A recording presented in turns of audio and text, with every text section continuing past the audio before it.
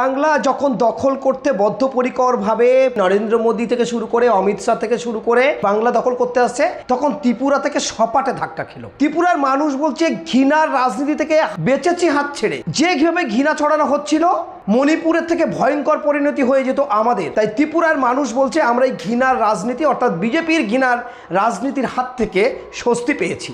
28টি কেন্দ্রে ভোট হয়েছে, 28টির মধ্যে 24টি আসন এককভাবে বিজেপিকে হারিয়েছে সেখানকার আঞ্চলিক দল বলা যেতে পারে। 2018 সাল থেকে বিজেপি দখল করেছিল সেই ত্রিপুরা থেকে এবার বিজেপির পিছু হটতে হচ্ছে। আর অপরদিকে বাংলা দখলের জন্য তারা আসছে। তারা বলছে যে কৃষ্টি কালচার সংস্কৃতি ধ্বংস করে দিচ্ছিল, আমাদের জাতি বিদ্বেষ তৈরি করছিল, আমাদের মধ্যে হিংসা, দাঙ্গা, অশান্তি কোনোটাই বাঁচছিল না। এখন বর্তমানে সেই ত্রিপুরার যে সমস্ত বিজেপি লিডাররা তারা ঘর ছেড়ে পালিয়ে চলে যাচ্ছে। এত অত্যাচার ত্রিপুরার মানুষের উপরে করেছিল, তাদের বিদ্বেষ, এত হিংসা, সেই হিংসার হাত থেকে কিন্তু বেঁচে গেছে ত্রিপুরার মানুষ বলছে। আর এই বাংলা দখল করার জন্য উঠে পড়ে আবার চলে আসছে। ভাবুন, একদিকে দখল করে নিচ্ছে অন্য দল, অপরদিকে বাংলায় চলে আসছে যুদ্ধকালীন তৎপরতায় বাংলা দখল করতে।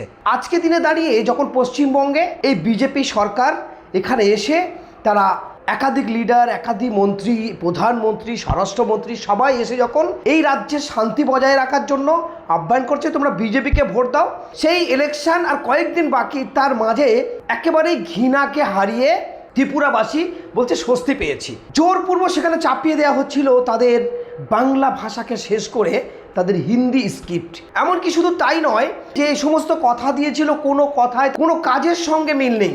আরও যদি কিছুদিন এই ত্রিপুরায় বিজেপি সরকার ওখানে ক্ষমতায় থাকে, বলছে মণিপুরের থেকে ভয়ঙ্কর পরিবেশ তৈরি হবে। সেখানে বিভিন্ন গোষ্ঠীর মধ্যে অশান্তি বাঁধানো, এমনকি দলিত এবং অন্য সম্প্রদায়, আদিবাসী সম্প্রদায় এবং মুসলমানদের মধ্যে একটা ঘৃণার বাতাবরণ তৈরি হচ্ছে, তাতে তারা স্বস্তি পেয়েছে। ত্রিপুরাবাসী বলছে আমরা জয় পেয়েছি, এই বিজেপিকে তাড়িয়ে আমরা স্বস্তি পেয়েছি।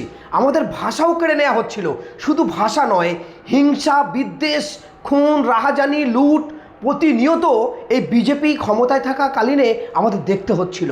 আমরা যারা প্রতিবেশী একে অপরের মিলেমিশে চলছিলাম, তাদের মধ্যে বিভ্রান্তি তৈরি করে আমাদের অশান্তির পথে ঠেলে দিচ্ছিল। তাই সেই ত্রিপুরাবাসী প্রায় 24টি আসন তারা জয় করেছে।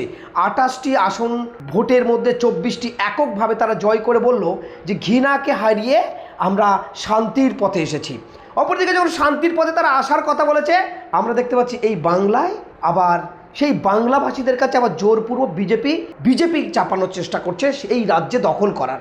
শুধু দখল নয়, এখন দখলের আগে থেকে যে ঘৃণা, যে নোংরা ভাষায় আক্রমণ করছে এবং তাদের ভাষা জ্ঞান নেই, কখন কি বলতে হয় সেটাও জানে না। আপনারা দেখেছেন কয়েকদিন আগে উত্তরপ্রদেশের একজন মুখ্যমন্ত্রী গেরুয়া পোশাক পরে এসে বললেন, স্বামী বিবেকানন্দ বলেছে তোমরা আমাদের রক্ত দাও, আমরা তোমাদের স্বাধীনতা দেব। মানে কি কৃষ্টি কালচার সে জানে না।